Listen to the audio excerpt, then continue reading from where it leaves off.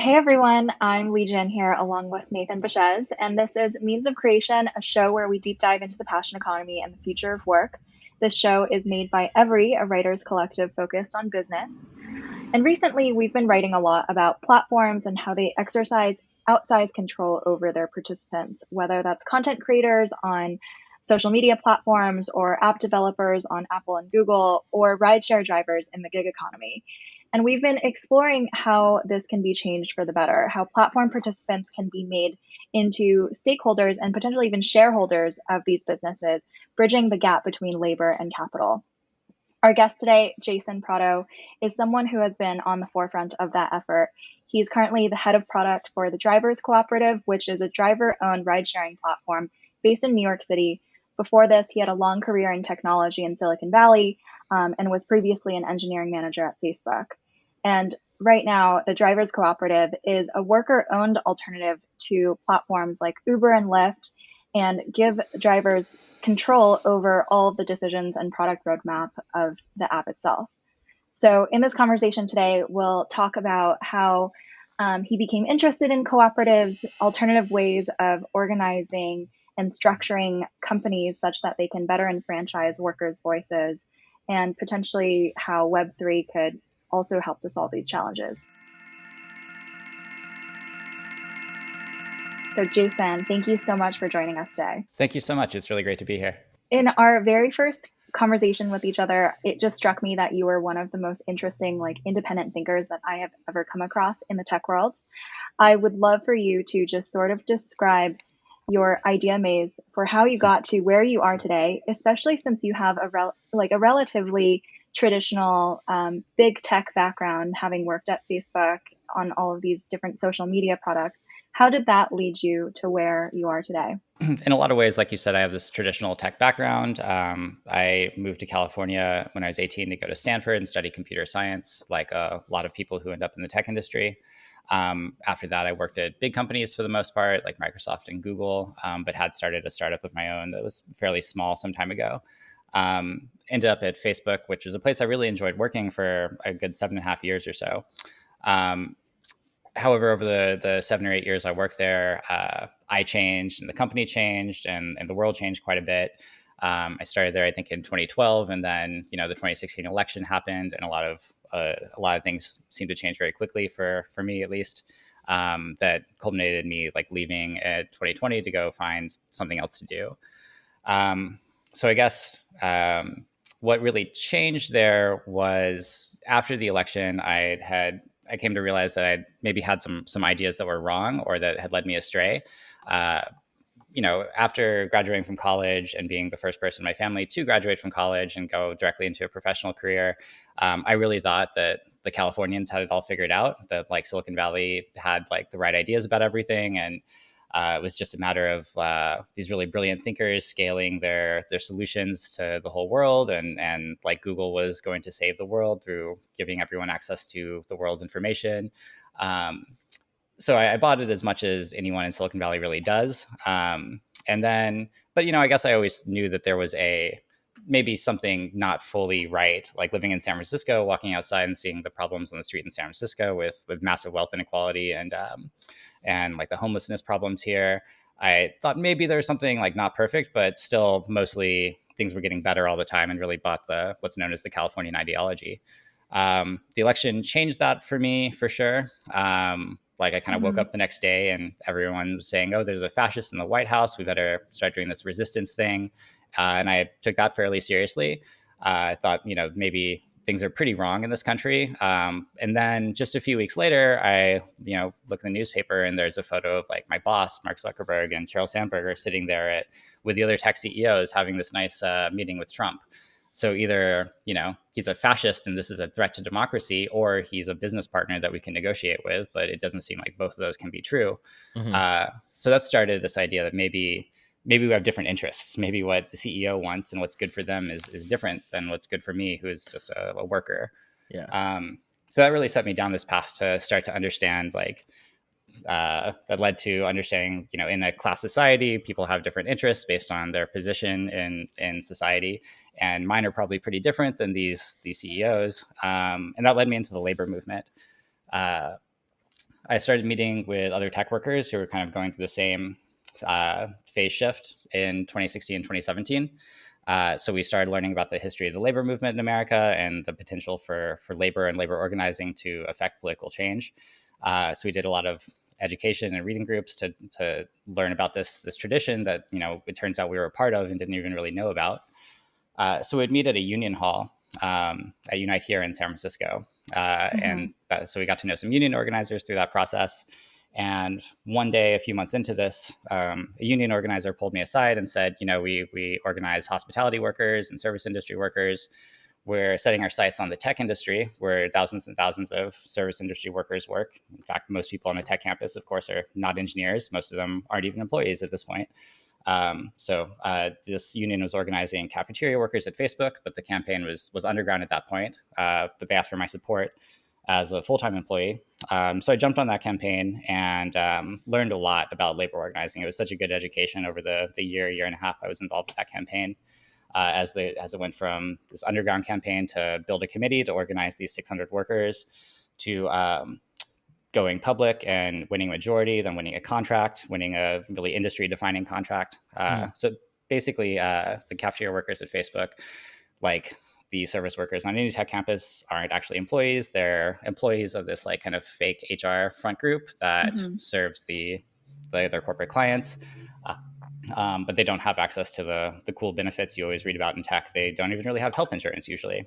So as I learned more and more about that, I would do things like go to workers' houses and like with another worker, another organizer, and tell them about the union and tell them like, I, a software engineer, the people you serve food for every day, support you and think you deserve better. And if you stand up and demand more, then like I have your back. Like I'm on your side here.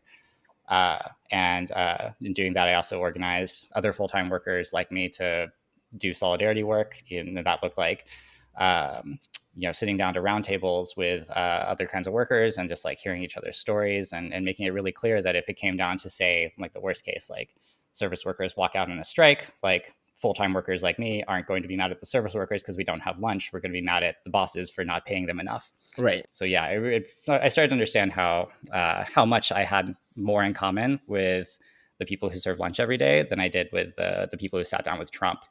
And from there, it was, I did that for a few more years, but eventually it just became a little bit too much to keep in my head at once, that I was doing my job and trying to excel in my career for Facebook while also, having more and more problems with their practices on the ground and just like very basic labor things. Like, can they even take care of the people who like work on the campus?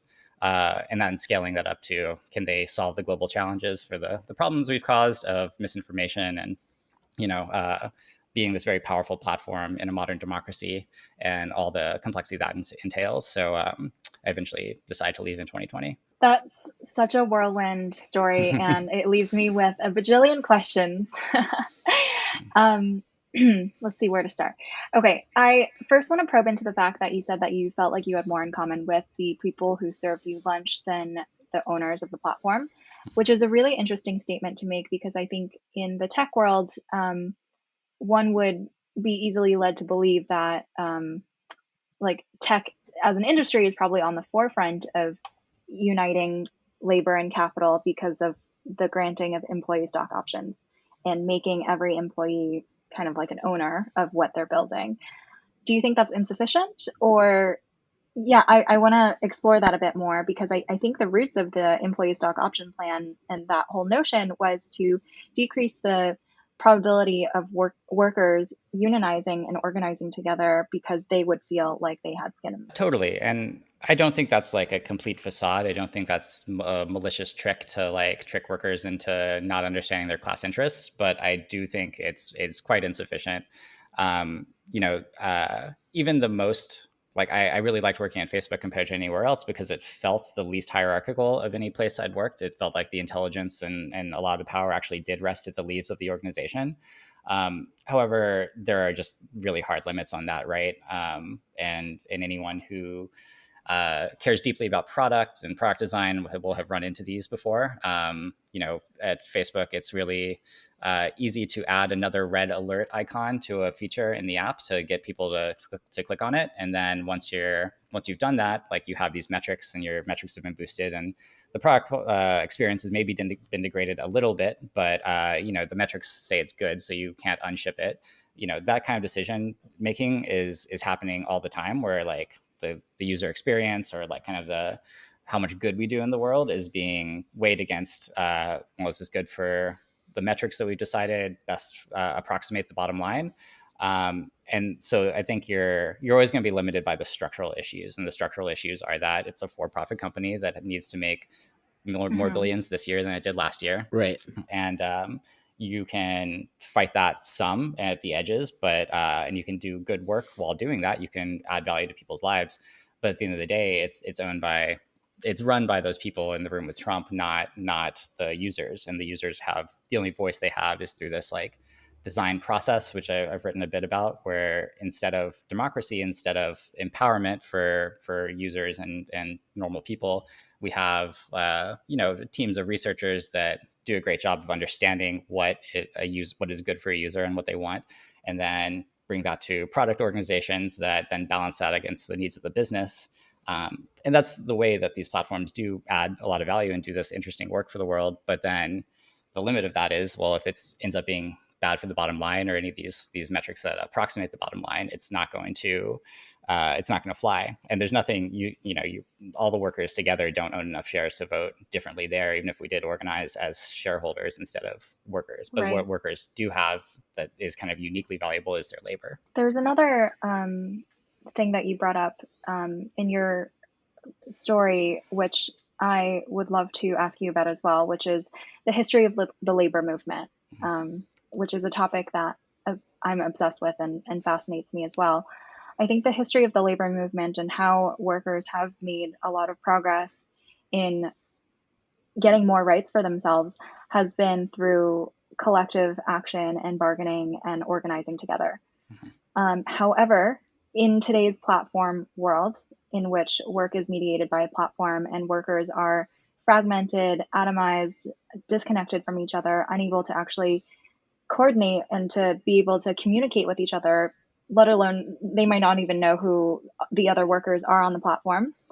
What do you think the modern form of collective action looks like, or how can we reach a sufficient threshold of workers unionizing to be able to affect any change and to have any leverage over the platforms? That's a tough one. I don't have any easy answers there because that's really is the essential problem. This like the real innovations of like gig work aren't the apps and the GPS chip in your phone that's been there for a few decades. The innovations are the business model and the employment model, and how it shifts management from like something that happens on the shop floor to something that happens algorithmically, how it shifts the workplace from a place that people get to know each other and form bonds, and then that turns into solidarity, to like you say, fully atomized workforces. One anecdote that comes to mind is I know some people who have been organizing Deliveroo riders in Europe, food delivery workers for several years, and in some cities that goes well, in some cities it doesn't. In some cities they manage to make some collective demands, even if it doesn't look exactly like a union, and win some power. And in some cities it really hasn't gone anywhere. One of the biggest determinants for that is whether there are these areas known as hub zones in those cities. So there are places, I think London is an example of this, where like between deliveries, all the people riding for Deliveroo on little motorbikes kind of gather in these couple of spots around the city while waiting. And there might be some services there or something, or that's just a place that is easy for them to gather and get to know each other. In those places, they add each other to WhatsApp groups, and they get to know each other. And then when the order comes down that they're going to do a roving picket or a strike or something, they have the networks there. In places where there hasn't been that opportunity, then, well, they're less successful at organizing. So there's no shortcuts, as we like to say. So it's going to take actually getting to know each other and standing in solidarity with each other to do that. And so like we're not going to have an app that solves labor organizing or something like that. We're just going to have the effort that it takes to build networks that can later do actions in solidarity. And WhatsApp is maybe a better organizing tool than any like WhatsApp and Airtable might be all you need to organize a union in like the 21st century. It just needs to scale larger and larger. Well, and the interesting question it raises is there's kind of like, organizing in order to do actions that increase the probability of reforms of some existing system, like an Uber or a Lyft, or there's creating entirely new systems from the ground up, which is maybe a good segue into the Drivers Cooperative. I would love to hear more about like kind of the origin of that, how you got involved in it, and how it connects to like, some of the problems you're observing when you're at Facebook. Yeah, I mean the labor movement is going to be a vital part of any reforms, like because that the work the power that we have is normal people who work for a living is in the workplace. It's not just us marching in the streets. It's not just us at the ballot box. It's that the system doesn't work if we don't go to work tomorrow. So we're going to need to keep organizing as workers. And there's lots of ways that can look like a union, that can look like militant action in the workplace. But also, as a technologist, I think my role might be part in building alternatives that embody this ethos from the ground up. So cooperatives are one way that might look, and I've explored a few different. I've tried to find my role in the struggle basically over the past several years, and through that I've joined the Democratic Socialists of America and I've organized through their campaigns. When I left Facebook, I went to Washington, D.C. for 6 weeks and worked for the Bernie campaign in the last days of the campaign to try and upgrade their data operations. And then I took some time off to learn about other paths and found the cooperative economy. And the idea of joining a cooperative is that I'd be building a alternative that has the right ideas from the ground up, is maybe structurally set up to put ownership in the right place. So the way I found the cooperative is, let's see, the New School teaches this class online on platform cooperativism, which I imagine is something I've talked about on this podcast before. But wow. platform cooperatives are basically platforms that are owned and operated by the users themselves. Exactly. Yeah. What if Facebook, but it's owned by the users, or what if Uber is owned by the drivers? So that seems like, pretty universally like a good idea. Like democracy, if you believe democracy is for the most part a good idea, then platform cooperativism seems like a good idea. I would say it's kind of a fairly academic idea at the moment. There's not a lot of practitioners out there really scaling. But the point of this class that the New School teaches twice a year in collaboration with Mondragon, which is the world's largest worker cooperative in Spain. It's like 55,000 worker-owner employees. So they teach this class on platform co-ops, and they're trying to build a community of people who are actually putting these ideas into practice. And through that community, I found Start.coop, which is a startup accelerator fund with a focus on investing in cooperatives. So I became an investor through Start.coop, and one of the portfolio companies going through the accelerator was the Drivers Cooperative. So I started talking with one of the founders there, and she pulled me aside one day at a kind of mixer for investors and founders. I was like, "Oh, we have some questions about technology. Do you wanna like weigh in for a bit?" So I started talking to them, and it became clear they had a lot of questions about technology. Something I found interesting about the cooperative is they have 3 co-founders, and none of them are technologists. They have somebody from the labor movement, they have somebody who's been driving for decades, and they have somebody who was a GM at Uber. What they don't have is a guy with an app who's saying, "I'm going to solve all your problems with technology." What they have is a bunch of thousands of drivers who organize themselves looking for an alternative to Uber in New York City, and needed help building the technology to do that. And I found this kind of enticing, and I'd been kind of working on this thesis that maybe we have it backwards in Silicon Valley a lot, where, I don't know, you saw this after the election a lot, right? A lot of prominent technologists would swoop in and think, I'm going to build the thing that saves democracy, the communication platform or the ad campaign or whatever that makes people realize that democracy good, Trump bad, or whatever.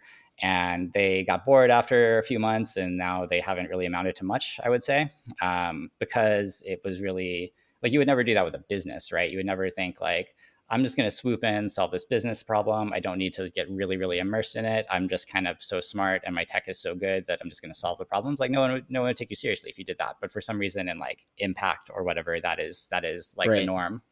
So I was like, okay, well, if we flip that on its head and just find, and instead of putting the cart before the horse, find the workers who have the problems and then go help them solve those problems. I'm really curious to hear like kind of some of the basics of how it works for people listening. Like, I think we all understand the basic mechanism of like an Uber or a Lyft, where there's an app, you press a button, you get a ride. It works all over the world, or mostly in the U.S. Like most cities of any sort of sufficient size. Um, what's like the vision for where the Drivers Collective is going to be, and where is it now, and what are the kind of like key structural ways that it's different, both from a user facing perspective, maybe, and also from stuff that maybe users don't experience when they're getting a ride. Yeah, so the cooperative is very small right now. We launched 2.5 months ago. We've done thousands of rides since then and onboarded thousands of drivers and tens of thousands of riders. But very, very early days. Like we just hired our first engineer besides me yesterday, so it's super early. The experience for a rider feels pretty similar to another rideshare service, and that's by design. Yeah. There's a bit more transparency, which is nice. Like we make it clear what the cut the driver gets and what cut the cooperative gets. And then the experience for the driver is going to start looking a little bit different. One thing that surprised me going into this industry is that, well, for one thing, most of the drivers in New York City are professional. Like it's a very established industry there. Licensing is fairly expensive and complex there. So like there are fewer just casual, like I drive on weekends as I'm a student drivers. It's mostly professional drivers who take their job very seriously, have been doing it for a long time. These drivers are still surprisingly worried about the problem of being deactivated on Uber. Their entire livelihood rests on these one or two platforms. If they have a problem, like there's a perception that if you have a really bad day, you get 3 or 4 just bad or malicious riders in a row, or just have really bad luck, you can get deactivated, and there's no recourse. You can't really talk to a human. Any human you do talk to is just another contractor. It's like literally impossible to talk to an employee of Uber. Like they're always like just living with this risk. Even though like I said, they're exceptional at their jobs.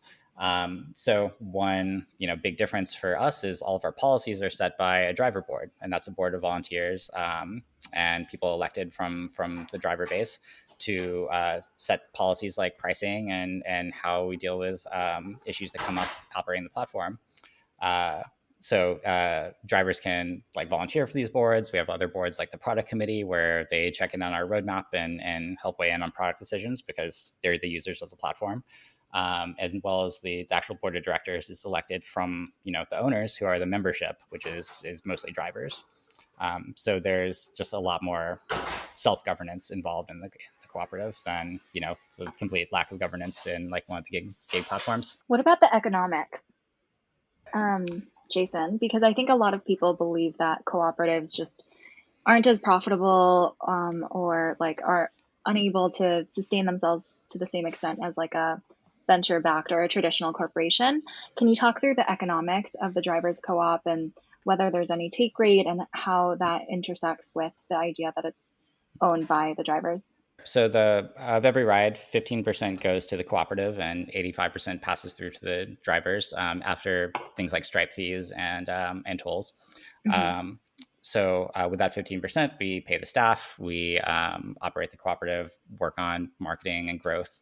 And then so in a normal corporation, a capitalist corporation, you would call it profit and dividends. In the cooperative world, we have the same thing, but we call it surplus and patronage. So the surplus is the revenue we have at the end of the year that didn't get spent. Patronage is a system through which we pay out these dividends. And instead of, dividends being paid out along terms of, ownership shares and how much do you pay in, patronage in a cooperative is usually paid out in some more egalitarian way. So like in the grocery cooperative down the street from you, it's probably the surplus is allocated to you based on the number of hours you worked divided by the number of hours everyone worked, and that's your share of the surplus. For us, it'll be like, you get a point for doing rides, you get points for doing this. So when we have surplus, it'll be allocated to drivers. The other side of the finance is, well, the reality is it's harder to grow fast as a as a cooperative. Like you can't do like the blitz scaling thing, like the assumption in like modern monopoly driven platforms that are venture backed is that there's always more funding, right? Because the rational move as a venture backed platform is to raise as much capital as you can, to take as many like risks as you can, because if you're not taking the risks, your competitors are. And I think this is known as like blitz scaling, that book by Reid Hoffman, that this is kind of the argument in it. And implicit in all this like blitz scaling idea is that there's always more capital available. And if you don't, you have to outraise your competitors and then, get there first, because there's only going to be really one winner in every space. And if you don't win the monopoly, you can't justify your mega valuation. And, this all sounds like WeWork to me, but the other companies are still doing it. So maybe it's, and if you don't, you do lose. It's true. For a cooperative, our goals are different, and our fundraising mechanisms are quite different. If we're successful, if we're sustainable and growing, we don't need the monopoly to think of ourselves as a success. The bigger we are, the better, sure, but like we don't have a valuation and LPs to satisfy based on our like chances of winning the monopoly. So we don't sell equity. You can be a cooperative and sell 49% of your equity, and that's fine. We haven't sold any equity in our company yet. Our only owners are members. So we've raised money through debt structures, basically. So some cooperative loan funds have loaned us a good chunk of money, and we've got some grants as well because we're doing some interesting work. And then our most recently, we've done a crowdfunding campaign that is going pretty well. We're aiming to raise at least $1 million, and we rounded like 900,000 yesterday. So in the past like 3 or 4 weeks, that campaign has gone successfully enough, and that'll be paid back through like kind of a debt structure. But still, what I've learned about Uber is like in the early days, they got to make all these really cool build versus buy decisions. And the answer was always just hire and build because there's always more capital around. We're not in that situation. So we are going to necessarily move a little bit slower. But again, we get to, if we're putting food on the table for like thousands and thousands of people a year from now, then like we would feel like that is a success and a starting point. Super interesting. And just to run through some quick stats about the state of the Drivers Co-op right now, as of the WeFunder campaign, which I'm pulling these from, and maybe you have more up-to-date ones, there's more than 3,000 drivers on the platform, 30,000 users, and it has generated $100,000 of revenue.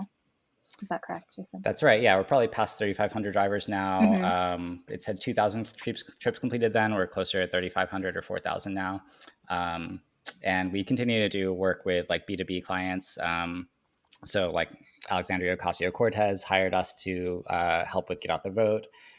We have contracts with various organizations and governmental bodies to do their like logistics work for them. It turns out, municipalities spend more than you would think on black car service, and every dollar you spend on a venture-backed company, you're paying money. You're paying like the Sand Hill Road tribute, basically. Like a little bit of your money is going to the Bay Area, and a little bit is going to investors instead of your community. So it's hard to justify for like say a government to do that. Like I think governments should probably be preferring cooperatives all over because they keep money and resources in the community. To kind of go back to some of the decision to want to grow sustainably and not necessarily have to blitz scale, I think in some markets what people would say is like it's not really a choice. Like whoever's going the fastest kind of sets the pace. And if it's a winner take all market where you have advantages to scale, like network effects or scale economies or whatever, then it becomes increasingly hard as time goes on for people in second, third, fourth place to like even exist. So it's not really about choosing what game you want to play. It's like, well, the game is the market. And if you're in that market, then you kind of have to play by whatever rules are how that market is structured. I think, with rideshare apps, the sort of like, and this is like what people talk about when they talk about competitive moat or whatever, competitive advantage, defensibility. It's all this kind of thing. It's like, basically it's about market power and relative advantage and how do some companies get it over others. I'm curious how like it's been competing with these huge companies that are public now. They like a lot of people think that they have enormous competitive moats.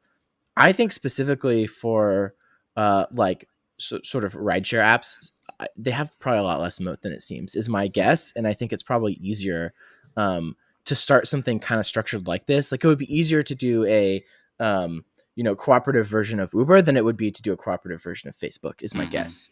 But I'm curious how that's been for you. Like, what do you observe about, there's always a story about a moat or a defensibility, and what it would be like to try and compete with one of these companies. And then there's the reality, and very few people experience the reality because the story scares a lot of people off. And I'm just curious, like, what it's been like for y'all. That's a good question. There's a lot here. So, I mean, we're very, very small. We're not even a blip on anyone else's radar yet in terms of competition. In a year or two, we're hoping to be, but like we just launched. It's very early days. Yeah. So there's a few moats that we're running up against. The apps are really good on the established platforms, and they've been fighting with each other for a few years. So they're really good at fighting with each other, and we're just caught in the crossfire as the small player. So especially with like the labor shortage, quote unquote labor shortage going on right now, or maybe like the wage shortage, more like. We're seeing the big players in the space like pay out more incentives and more bonuses than they ever have. And they can take negative unit economics for a long time. Like, right. They can remain negative longer than the market can remain not rational or whatever. So we can't like lose money on every ride. So we're only doing incentives or rides that make us money and make everyone involved money. So that makes it a little bit difficult, especially when their apps are just very well tuned. Like, right now, Lyft will push you a notification saying if you just take 3 rides with us in a row and don't switch between us and Uber, we'll give you an extra $5, like right now. And that'll often pay off for Lyft, but if it doesn't, like they can deal with it. So we don't have, and they also have like teams and teams of data scientists and game theorists, like figuring out how to gamify the workplace for these thousands of workers in New York.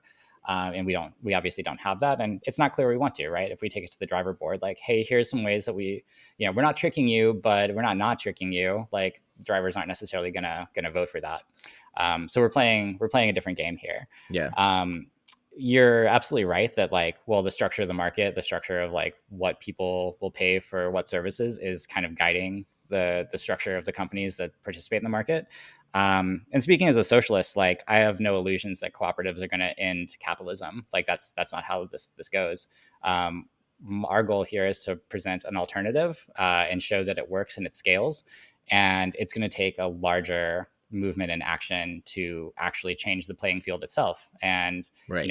That looks like policy, that looks like changing the structure of the state and the economy, which isn't going to be done just by proving that there's counterexamples. Like we could, in the limit here, you could move to a commune and prove my commune works, but that's not going to challenge, the capitalist state. So we're trying to do something like that at a larger scale to show, hey, we can actually organize our own problems. Like, I'm not really sure what the capitalists are doing in this equation. Like maybe we could do without that. And over time, as reality shifts, as society shifts, in the next crisis, like maybe people will be looking around for new ideas the same way in right. crises through the 60s and 70s, people looked around for new ideas and found neoliberalism, and we're still living in the wake of that. After the next crisis, people look around and think like, oh, well, these cooperative platforms seem to do a fine job with all of the negative externalities of these legacy monopoly platforms. Let's do more of that and less of the other ones. Let's make it harder and harder to operate these monopolies and easier to self-organize into cooperatives. So we start to shift over time. That's like our best case scenario. Can you say more about changing the structure of the state, and what do you think it evolves to from where it is today? So, I mean, like I said, I am a socialist, and I think to me that means workers own all the value that they create, and we end the system of exploitation where capitalists, gain value through exploiting the labor of workers. I'm a member of the Democratic Socialists of America, and like, what is democratic socialism is a hotly contested question. Of course, like, does it look like Sweden? Not to me, because like people in Sweden, their iPhones are made by slave labor, just like mine. Like, that's not socialism to me. Socialism is really the system that ends the entire hierarchy of exploitation, and that's a really, really long-term horizon. And I don't think it's necessarily something we just like code our way out of into, and we don't vote our way into it. It's going to take like a rupture in society. But it's a big question. It's super interesting. I think a lot of this ethos, by the way, of ending exploitation, compensating platform participants, like what the value of their contributions are actually worth versus exploiting their labor. I think those are sentiments that are actually shared among a lot of people in the tech community who are building and working in everything from startups to the big social media platforms. I recently gave a talk at a very large social media company that I shall not name, where I described how I felt like the future of their company was to be creator owned. And a lot of people actually agreed with me. I think it's just very tough for them to see a path for how we get there. And your sentiments are actually shared by a lot of people in the community.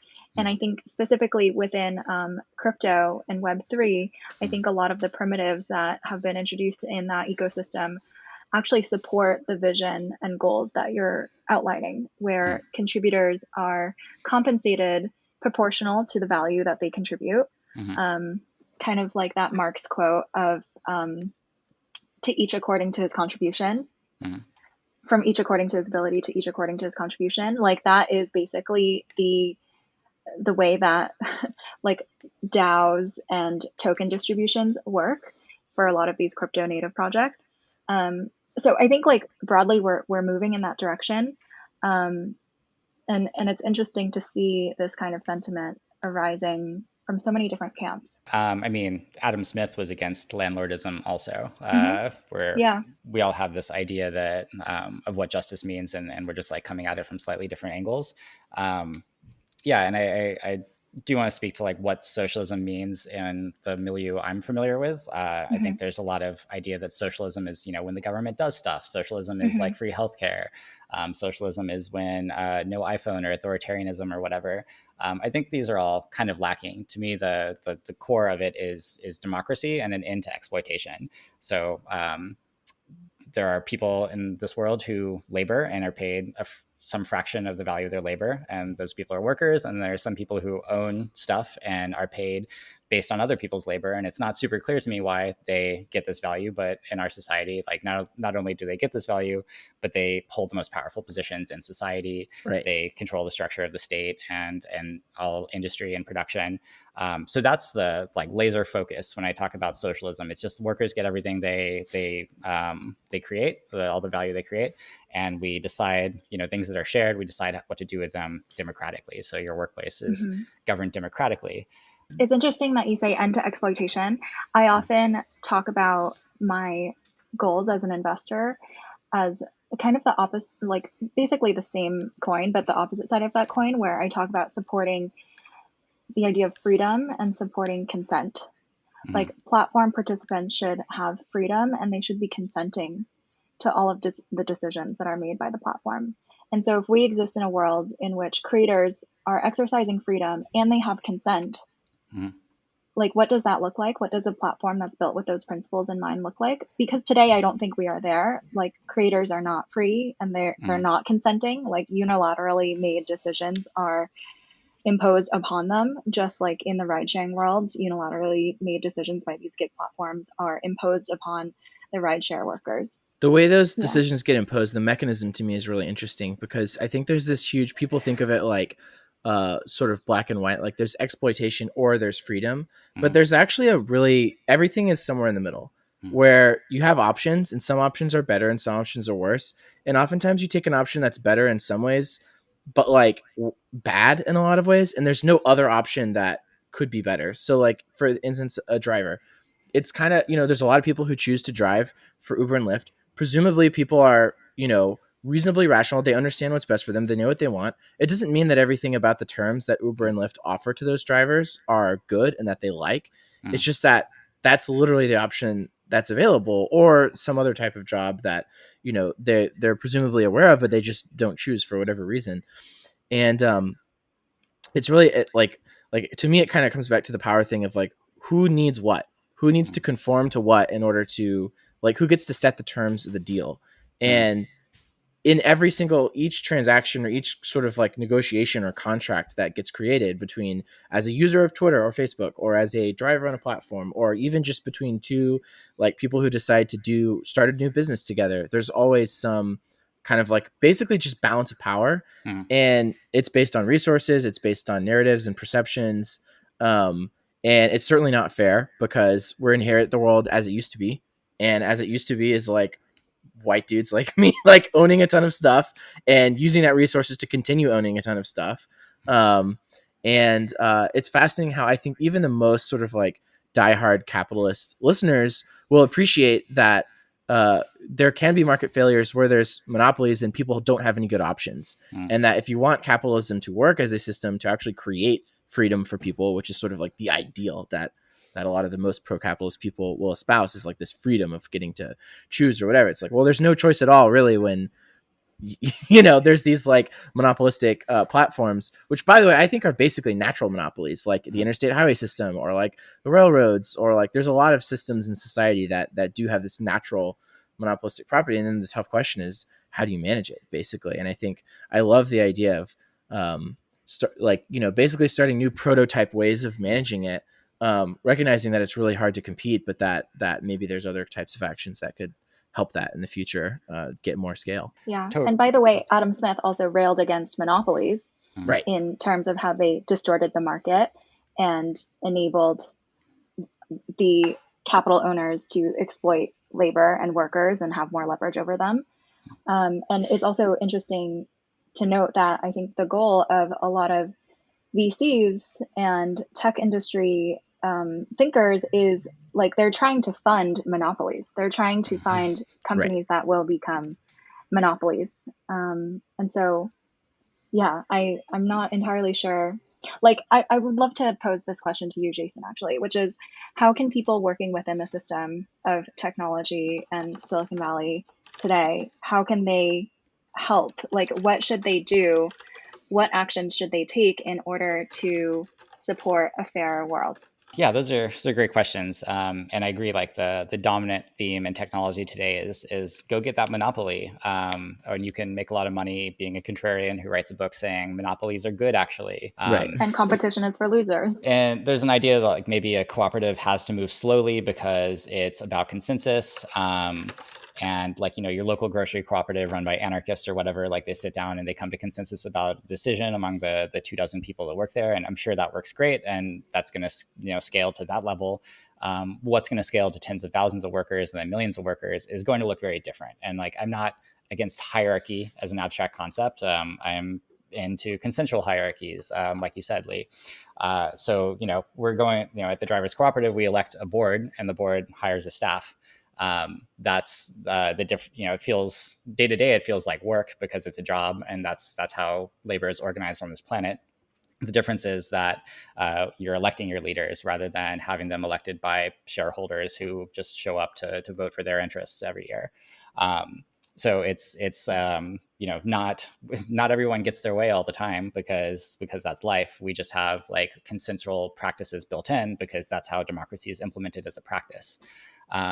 So taking this idea, like what should technologists do? I've written about this in my Substack a bit, kind of mirroring my journey. And my big lesson was, go embed yourself with these actual problems, these actual struggles that workers are engaging in today, and learn from them, because the actual knowledge comes from the leaves of the organization, from like the leaves of the network. So find out what is happening like on the ground as close to the like real issues as possible, and embed yourself in them, and then like try and make them better. So like technologists have these special skills that are really amazing, and we can build things that like scale to millions and billions of people. It's kind of on rails to use those skills to make more money, to build more profit, to win more engagement on people's phones. It's not so on rails to like actually find issues addressed, like affecting real people and materially like impacting people's lives, and then solve them like close to the problem. Because like people have all kinds of problems in their lives. We can't solve them in the abstract. We can, sell more ads in the abstract. Like it's pretty clear how to measure that and how to improve that. actually getting involved in like organizing a workplace that is inherently democratic. Like it's not going to be a purely algorithmic improvement or something. We're talking about blockchain a little bit, I guess. I think there's really promising ideas there in Web3 and with DAOs, especially as we scale from, from small cooperatives of thousands of people up to cooperatives of cooperatives, federations of cooperatives that encapsulate the work of millions and millions of people. So I think there's something there. But like as technologists, I think we need to get like really, really down and dirty with these problems. And then the way that manifested for me is to like, instead of thinking what is the tech that can solve people's problems, it's to find people who have problems and have done the hard part already, which is organizing themselves to gather resources to solve these problems, and then so embedding myself in that struggle, and then using my skills to like help advance it. I think what technologists can do, especially founders and people building startups, is like build in the idea of user ownership from day one in deciding how to capitalize the company. So in other words, don't just raise from large institutional venture capitalists, raise from creators, like angel investors, the people who are going to be using your product day to day, and not only like allow them to invest, which I think is limited because these types of people are typically limited in terms of the capital that they have available to them, but make them advisors, like give them equity, Right. allow them to earn equity over time, potentially through different milestones that they might accomplish. And like, I've seen a trend in this direction and I'm trying to push for it, but I think founders, like your cap table is a reflection of the change that you want to make in the world. Yep. Like I just want people to know that and to remember that, because it's not just getting money into the bank account. It's your cap table is a statement of your values. And then I think like beyond that, by the way, I think equity is a very flawed tool for distributing value to a large number of stakeholders. I think exploration around crypto and how to build crypto networks that ultimately then exit to their community and distribute tokens to their community and to all of their participants. I think that's really exciting and promising to me. Yeah, you said exit to community there, which I think is a really interesting idea that I'm seeing pop up more and more in the cooperative space. If y'all have talked about it before, it's an idea that like instead of going through your exit through IPO or more likely being acquired by one of the monopolies or something, maybe when you start a new venture, your goal should be to eventually distribute ownership of it to the people, to its stakeholders, to its users, its community, whoever that might be. I think that's a really powerful idea. Trying to balance like the realities of needing capital to get off the ground with the idea that, as you said, eventually the owners or the equity of in a corporation should reflect who actually holds stake in it and who the values that they want to see in the world. So I buy that. My criticism of Web3 is, I guess, always that it's very early. Yeah, I've probably griped to you about this before, Lee, but like I have we have very operational issues in the cooperatives today about getting drivers on the road, improving the technology. And when I talk to venture capitalists, they're very excited by this idea, but they can't really invest in a debt structure because that's not what their LPs are looking for. They want like the venture profile of risk and reward. Right.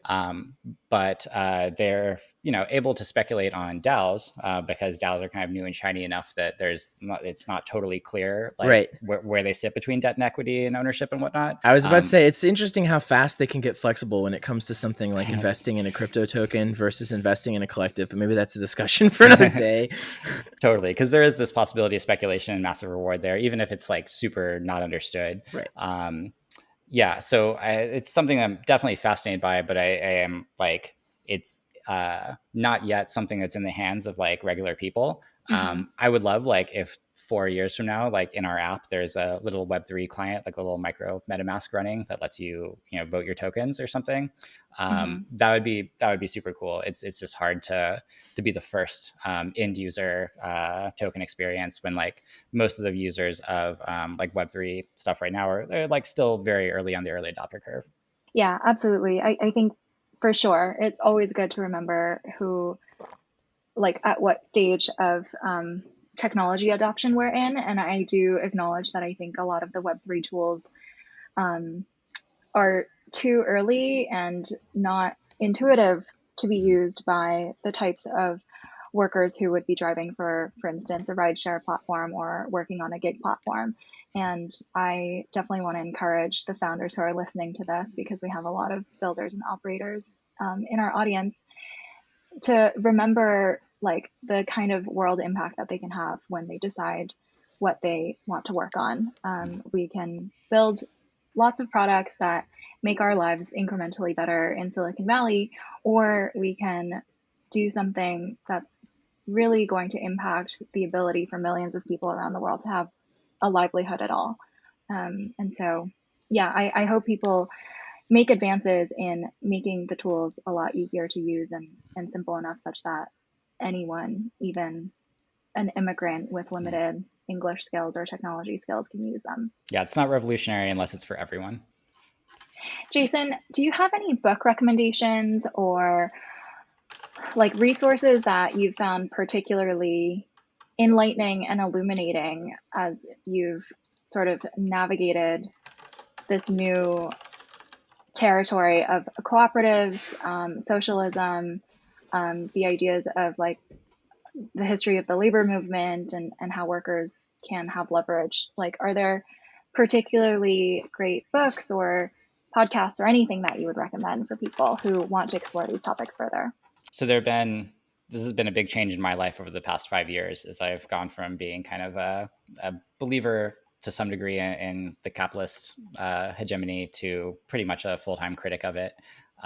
So things that helped me along the way were, I love science fiction. So the works of Ursula K. Le Guin are pretty influential, especially The Dispossessed, which, there's a limit to how useful it is to imagine like completely different worlds or utopias, like of what it looks like after the revolution, because that's kind of just idealism, but it's still inspiring in like the realm of sci-fi to see like, well, what does a society that like minimizes hierarchy look like? And Le Guin is excellent at writing about that. Similarly, in the sci-fi world, one of Le Guin's students, Kim Stanley Robinson, is an author I like a lot.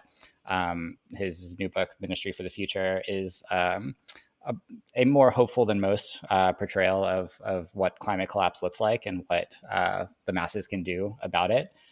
So his work generally, he's a member of DSA as well. I think his like vision is mostly pretty cool, and to see like what a socialist future looks like in like the sci-fi context, like always kind of keeps me motivated.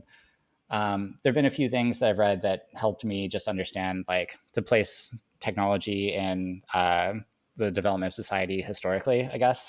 This book, Inventing the Future, who's that by? Inventing the Future, Post-Capitalism in a World Without Work by Nick Cernak and Alex Williams, was one of the first things I read when I joined the left or became a socialist. And, this helped me embrace like progress as a leftist. I think there's this false narrative that capitalists are very pro innovation and progress, and like socialists just want to say no to things or like stop progress or something. And they're Luddites. That's a term I used to, growing up. I was like, oh, being a Luddite is the worst thing you could be, right? You can't be anti-technology. And then I actually learned what that word means and where the Luddites came from and why they loved smashing machinery. They're actually 100% correct. That was like a correct analysis instead of actions by Luddites.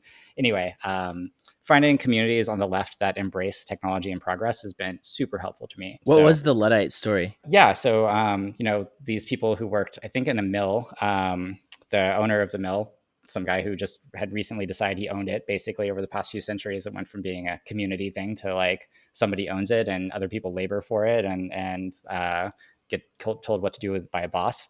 New kinds of machinery were coming down to make the mill more productive. But they actually made the job harder and longer and accrued no value whatsoever to the worker. Kind of like displaced their jobs, and there was just no part of the bargain that was good for like most people besides the owners. Right. So they ganged up together and smashed the machinery. And like, that's what we should do with bad technology. We should embrace good technology that helps most people. And we should challenge technology that helps a small elite of people at the expense of most everyone else. So like that story I, now identify with. And yeah, like there are actually lots and lots of leftists who study the works of like cyberneticists like Stafford Beard, or push forward to demands like universal basic income, or say automation is good because actually we do want to stop toiling, and toil is this thing that has affected humans for thousands of years and we want to end it. That's the kind of future I can embrace. So this book, Inventing the Future, has a great analysis of that, as well as an analysis of how we got here. So I mentioned before, like neoliberalism, this plague upon our planet for the past half century, came from a series of crises, because one of the things socialists kind of argue is that capitalism inherently causes these crises. There's a cyclical crisis built into the system. So in these crises that happen every once in a while, like the ideas that used to work don't work anymore, so people look for the new ones. And neoliberalism was one that worked, that seemed promising, so we embraced it. And 50 years on, we have austerity and like kind of a slowing of progress. Understanding that kind of crisis-driven thing has been helpful for me. I'll give like one final thought on books that I enjoyed, or thinkers I think I really enjoy. There's a professor formerly at the New School, Richard Wolff, who is a old school Marxist economist, teaches heterodox economics in academia about Marxism. And he's a big advocate of cooperatives. He thinks that the 21st century vision of socialism heavily relies upon building cooperatives. So he has a number of books about that, like Democracy at Work, that kind of just lays out the case, like, why do you have a boss? Why is there an absentee shareholder that takes a portion of your value? What if that wasn't the case? And like, how realistic is that? And what would that look like? So he's very, very well grounded, right? I think he's very non-utopian in his thinking and his arguments. So he also puts out like a daily YouTube video that I watch quite often. It's pretty good. So yeah, Richard Wolff is a smart guy. And I'm just going to add one recommendation to that list, which is Jason's own Substack newsletter, which I've binge read and is super insightful and thought-provoking. It's venturecommune.substack.com. So check that out, everyone. This has been an incredible conversation. Thank you so much, Jason, for being here. It's always so thought-provoking when we chat, and so I always really enjoy speaking to you. So thank you so much for coming onto the podcast. Yeah, thank you. Thank you so much. Yeah, it's nice to talk to people who are coming at the same problems from very different angles and see what overlaps and what doesn't. So this has been great. Thank you.